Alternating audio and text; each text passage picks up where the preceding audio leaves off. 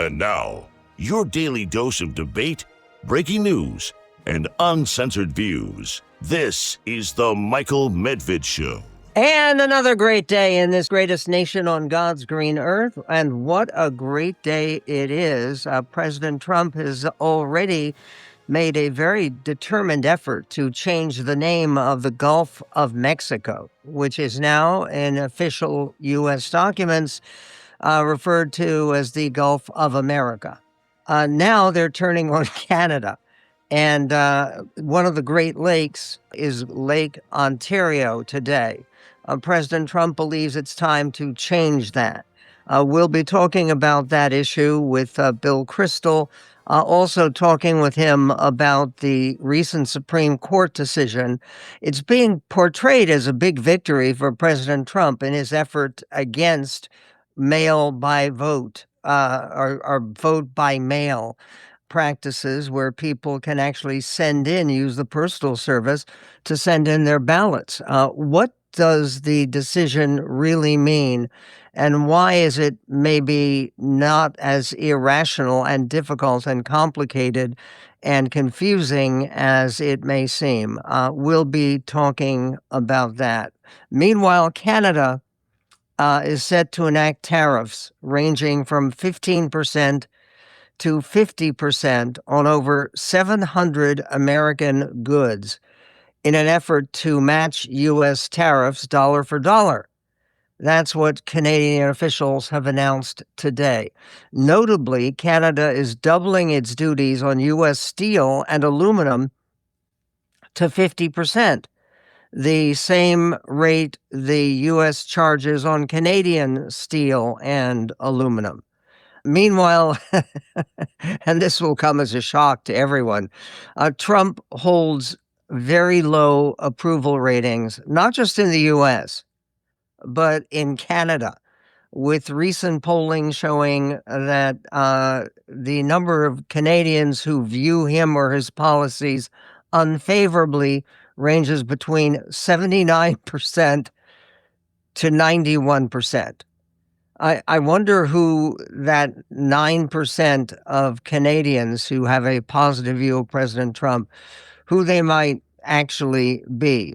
This amid his policies and escalating trade tensions.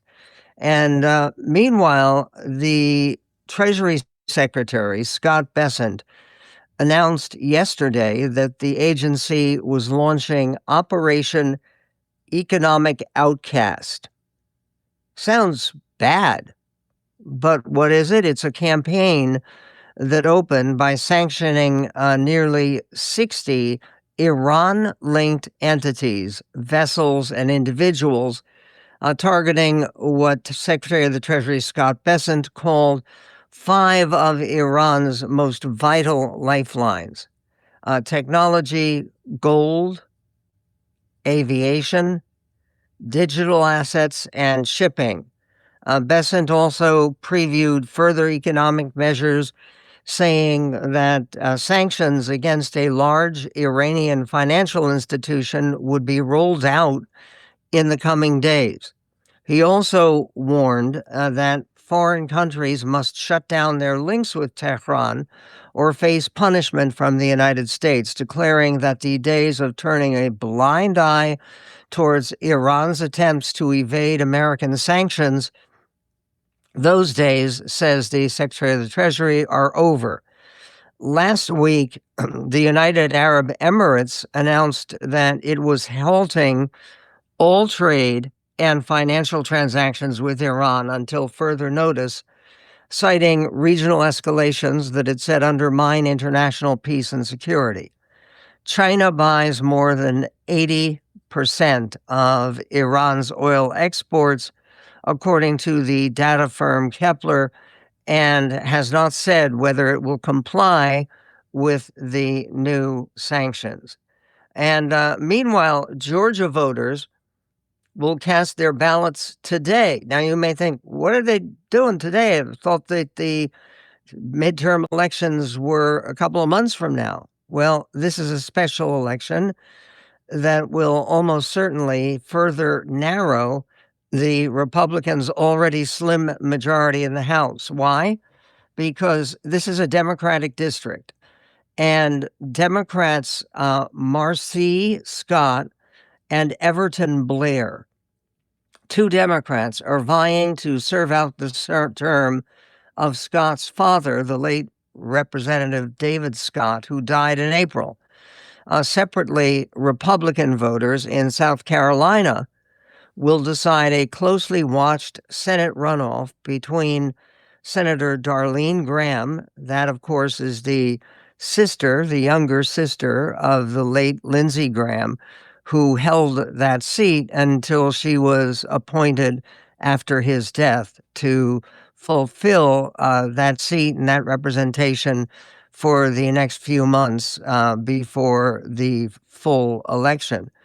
And Darlene Graham is running against Representative Ralph Norman, who is someone who has experienced the House of Representatives and, according to most analysis, did well in their televised debates.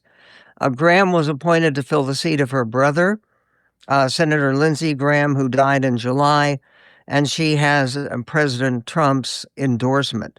The winner will face a Democrat, Annie Andrews, in November. And the winner, of assuming that it's one of these two Republicans in this runoff, that winner is very likely to win in South Carolina, which is a deeply and strongly Republican state.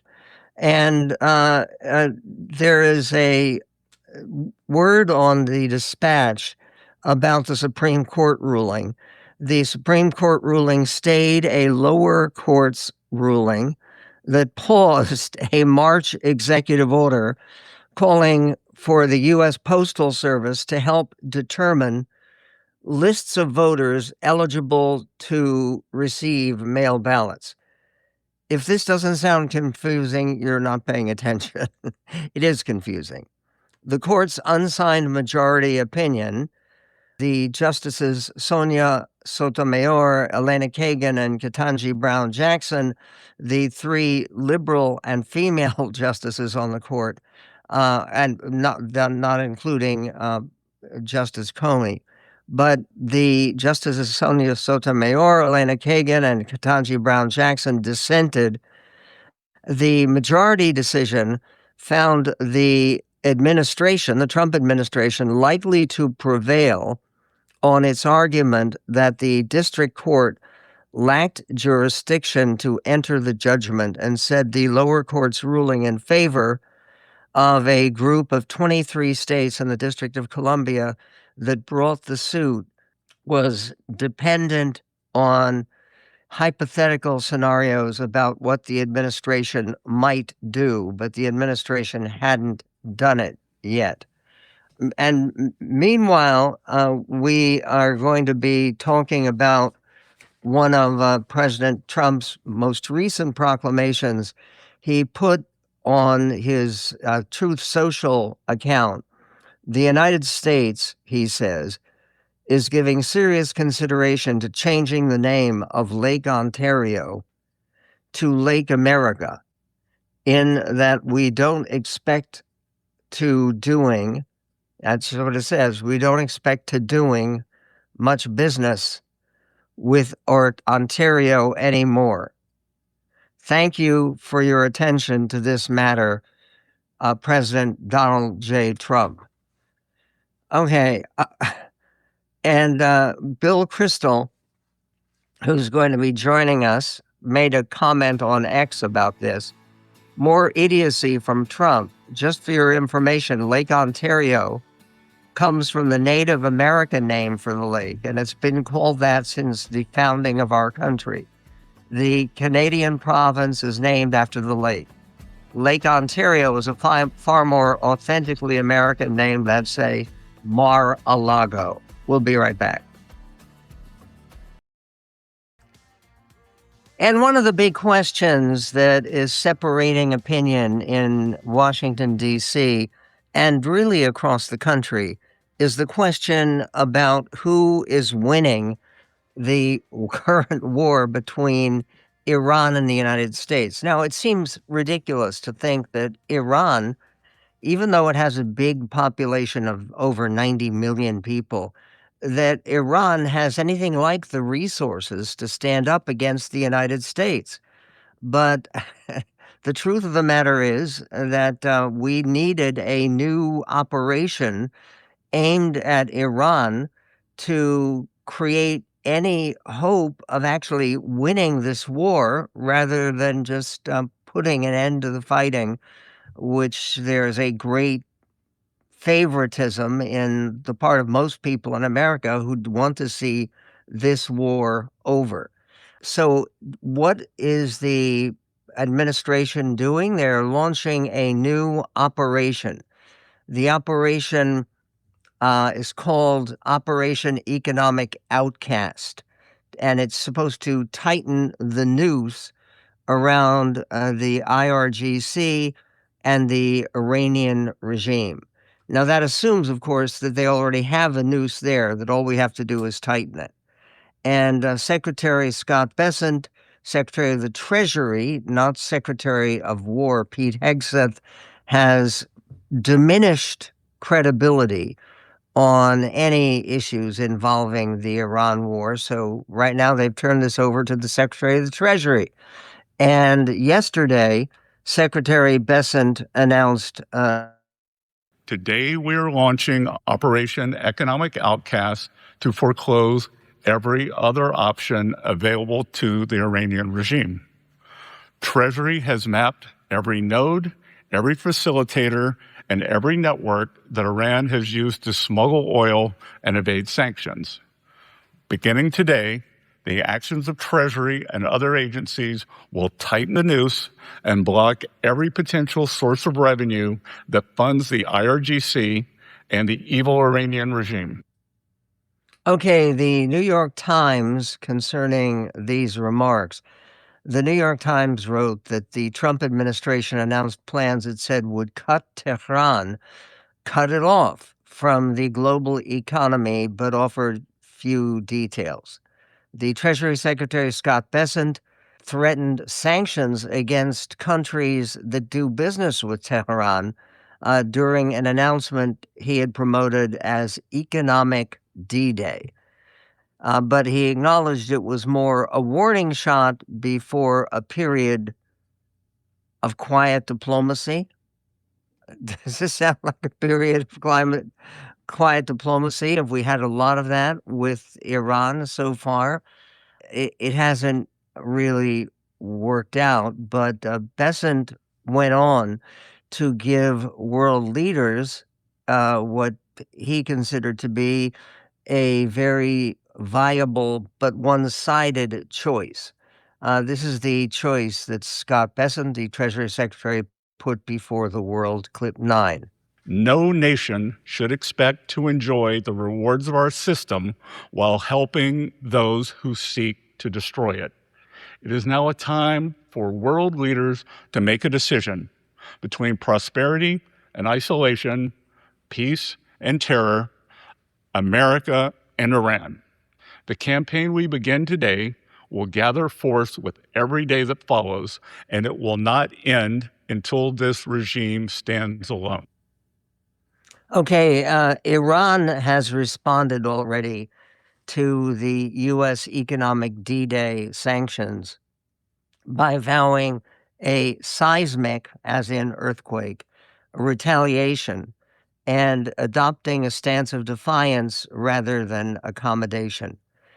The vowed retaliation, top security and regime officials stated that Iran would respond severely and target the interests of any neighboring or global countries that join the U.S.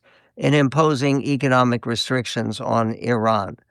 A rejection of pressure, President Masoud Pezeshkian stated, President of Iran, that the U.S. must correct its tone. Oh, poor baby, he doesn't like the tone of what Scott Bessent is saying. The U.S. must correct its tone and approach, asserting that force and bullying will only complicate matters rather than force compliance. Given the fact that that tone, trying to force compliance, doesn't appear to be working with Canada too well, the idea of it working with Iran, well, we shall see. Meanwhile, there are new threats involving the Strait of Hormuz. Where else? Iranian officials warned that if economic pressure continues, no oil will be allowed to pass or be exported through the Persian Gulf and the Strait of Hormuz. The fact that they are still have the capacity to threaten shipping in the Strait of Hormuz, that the Strait of Hormuz is not safe and patrolled and peaceful the way it was before this war started, decision by the United States to start this war, that leaves the situation extremely uncertain. J.D. Vance, the Vice President of the United States, it was interesting. I was explaining to our 9-year-old granddaughter what a vice president is and what a vice president does. And by the way, if you haven't tried that with young people or children, it's worth trying because, again, the vice presidency, which was invented by our founders, is kind of mysterious in terms of what it's supposed to do. But J.D. Vance was giving a speech in Brewer, Maine, attempting to stir up some sentiment on behalf of the Republican candidate for re-election to the Senate, that is Senator Susan Collins, because obviously, let's face it, the J.D. Vance is going to be busy with the midterm elections coming up. We will get to the comments that J.D. Vance contributed to the conversation and that said something about his view of relations with Canada. We'll get to that and more coming up on The Medved Show. And on the Michael Medved Show, there is reasons to question about why it is that the administration is putting a priority right now on the campaign of Susan Collins, the senator from Maine. She has not been one of the most loyal pro-Trump, pro-MAGA Republicans, but she is a Republican, and she helps make up that fragile Republican majority in the U.S. Senate. And one of the ways that the Republicans need to function in order to maintain their Senate majority is not just to flip over some seats that are currently held by Democrats, which the Republicans have a chance to do, for instance, in Michigan, where they're dealing with the candidacy of Abdul El-Sayed. And there'll be more on that coming up. But J.D. Vance, the vice president, went to Maine. And because Maine is at the very northern part of the United States and it's close physically to Canada, and some people say close culturally to Canada, J.D. Vance said this in his speech in Brewer, Maine. This is clip 30. Canada is a country that has underinvested in its military that quite literally would get invaded by a foreign country were it not for the umbrella of protection provided by the United States of America. And so how does Canada actually respond to that? By treating the people of Maine fairly? No. They apply ridiculous tariffs and other non-tariff duties on Maine products coming into Canada, and they don't expect Maine or anybody else to fight back. Okay, to fight back. And again, when he talks about a foreign country that would invade Canada if there was not the U.S. umbrella of protection, which foreign country? who has a grudge against Canada? I think that Canada would be invaded by Denmark to add to their empirical possessions in Greenland. And again, who started this trade war? Wasn't it one of those things that history will go back and look at it and say, oh my, well, the U.S. fighting with Canada over trade when the trade is so profitable to both sides? What sense does that make? And why are we talking about Canada as a nation that needs discipline of some kind from the United States when there are much more serious problems having to do with Iran, Russia, China, North Korea? I mean, really? We are going to be misled and distracted by a crisis with Canada? There's more. There were remarks at a UN Security Council, a briefing on Ukraine, where the UN Security Council was trying, I think, to refocus some of the attention of the world to where it belongs, which is in Russia's war crimes and upset to the peace and assault on the peace with its invasion of Ukraine. Yesterday marked Ukraine's Independence Day, the 35th anniversary of Ukrainian independence. And it is day 1644 also since Russia's full-scale invasion of Ukraine. And some of the commentary at the United Nations Security Council sounded like this. This senseless war and the immense human suffering could end immediately. Russia simply needs to accept the unconditional ceasefire that Ukraine and the international community has been calling for over a year and a half now. Ukraine wants peace. We want peace. We strongly urge Russia to respond to the calls for a full, immediate and unconditional ceasefire and resume talks for a comprehensive, just and lasting peace in Ukraine in accordance with international law, including the UN Charter.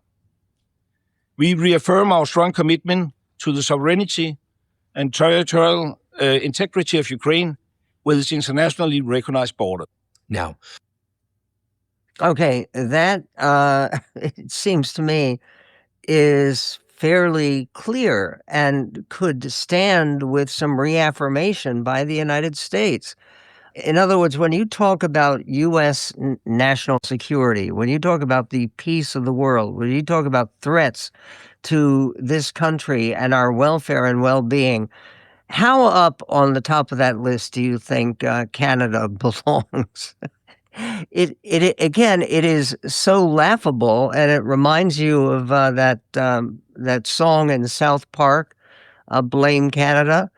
And by the way, that was supposed to be a joke, right? It was a joke talking about how silly people were who saw anything other than a friend and a very practical friend working in your behalf across the border. The idea of trying to subdue Canada and to insult them by, first of all, talking about them becoming the 51st state, being annexed by the United States. This is all completely out of focus and deeply, deeply foolish. Speaking about deeply, deeply foolish, the Wall Street Journal has published a substantial article about the warnings about Iran that came before the war, which is now continued for more than 6 months. President Trump ordered the attack on Iran on February 28th. But the conflict continues nearly 6 months later without a clear end in sight. But days before going to war with Iran in February, President Trump summoned his intelligence chief to the Oval Office. You know who that was. That was Tulsi Gabbard, who is no longer there as intelligence chief. The purpose was to ask her whether a full-on assault on Iran was a good idea. Iran at that moment was at its weakest point in decades. Senior aides and Prime Minister Benjamin Netanyahu of Israel told him, yes, Iran was in terrible shape, providing Trump with a rare opportunity, he thought, to dismantle Iran's nuclear program and bolster his legacy as a peacemaker. You're going to bolster your legacy as a peacemaker by launching a heavy attack? The question was whether a large-scale attack would work and possibly topple the regime. So what about the answer to that question? We'll be talking to Bill Kristol and talking about the Supreme Court ruling and Trump as a bully regarding tariffs and more on his post on Ontario. All coming up. Which war will end first? Iran, Ukraine, or Canada? We can hope. We will be right back on the MedVed Show with Bill Kristol.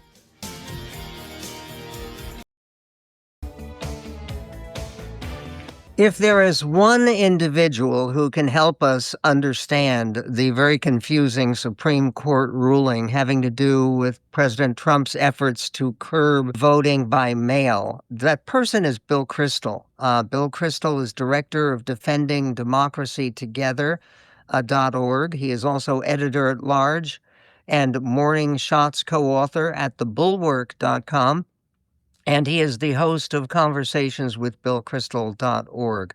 His latest, everyone take a deep breath about that SCOTUS decision, the Supreme Court decision announced yesterday. It's not as bad as all that, says Bill Kristol, yet.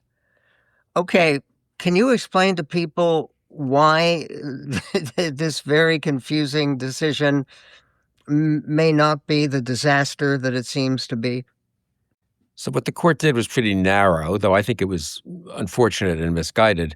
It overturned a stay, a halt that a lower court had put on Trump's executive order requiring states to do certain things that would curb basically mail-in voting, that would make the voting rolls available to the Justice Department and, for that matter, to the Department of Homeland Security to purge, all those illegal voters that Trump was convinced are out voting, though there's no evidence after repeated efforts to find them that there are any or many of them.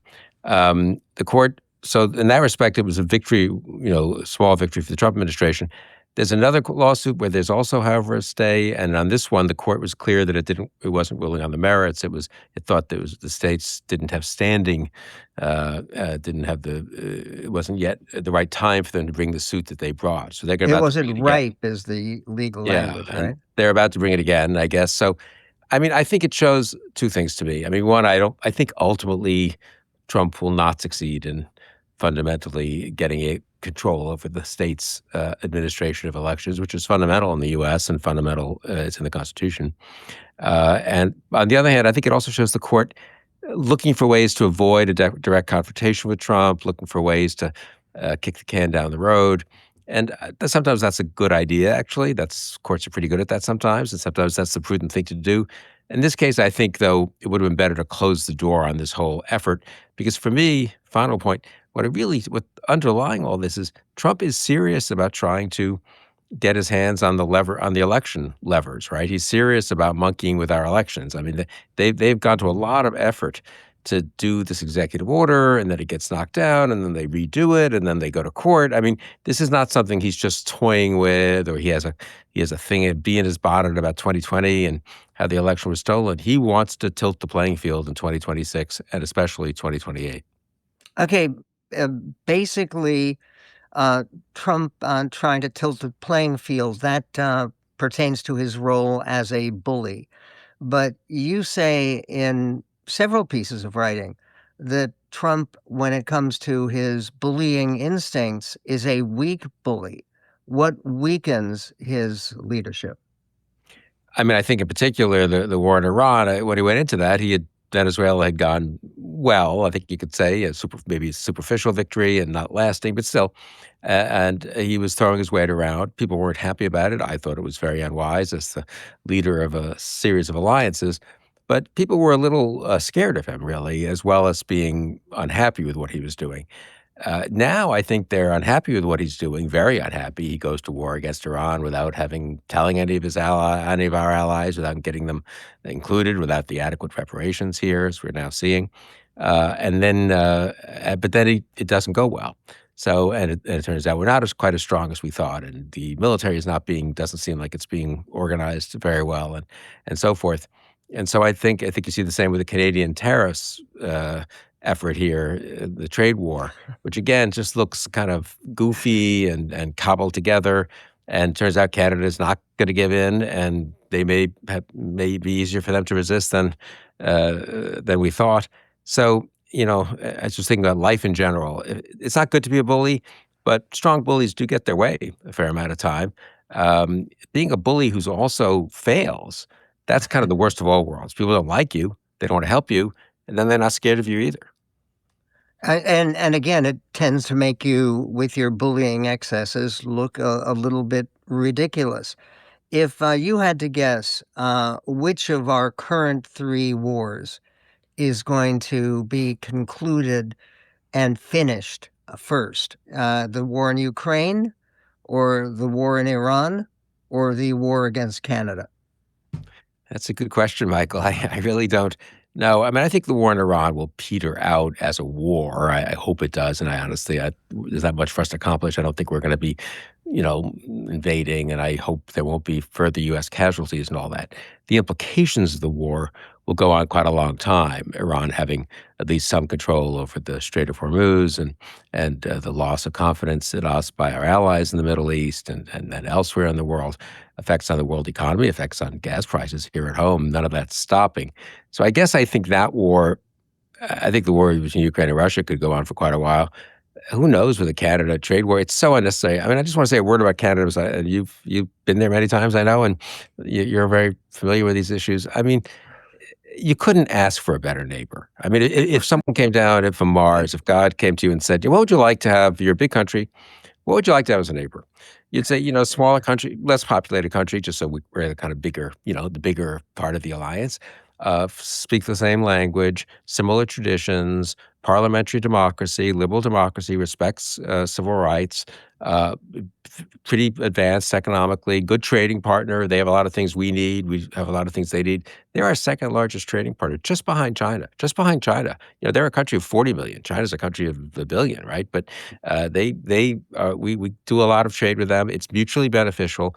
It's the longest undefended border in the world between the U.S. and Canada. That's a very good thing. We don't have to defend our border. They don't have, with all due respect to Mexico, a country I like and respect also, they don't have, drug cartels in Canada controlling provinces and, exporting, drugs and violence across the border. I mean, again, if you sort of said, what would you like to have as a neighbor? You'd say something kind of like Canada. And Trump is messing it up. I mean, it's so unnecessary. Aren't you struck by that? It's so what I'm struck by is they announced today that some polling that they had done in Canada, Trump's approval rating in Canada is below 10%. And you kind of wonder, who are those Canadians who are Trump loyalists? In terms the bullying seems not amusing, but it's for us. It's kind of it's bad. But if you're on the receiving end of it, as in real life, if you're on the receiving end of a bully, as opposed to kind of just watching it, it's really, you're offended, right? What if they've fought in World War II? They fought in Afghanistan. They've tried to be helpful. Even when Trump took over, they sort of tried to bend over backward. He wanted to renegotiate the North American Free Trade Agreement. So they did in his first term. He wanted to renegotiate again. So they said, no, we're willing to do that. They've tried hard to not to remove any obstacles that Trump was putting in the way to a healthy relationship. And Trump just won't won't do that. And so they are really angry, actually. And finally, with the midterm elections coming up, the commonplace opinion right now is that the Democrats will almost certainly get a majority in the House of Representatives. What about the Senate?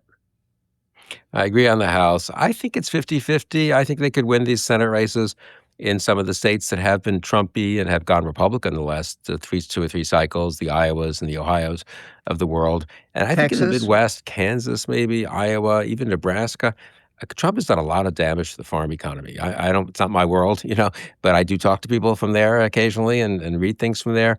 And the degree to which his tariffs in particular have done damage and people are upset about it. And he's imposed those again.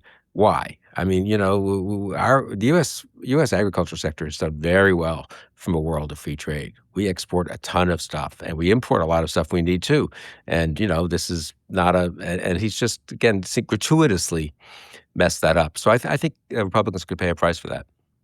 That may well be the case. To find Bill Kristol's work, go to thebulwark.com.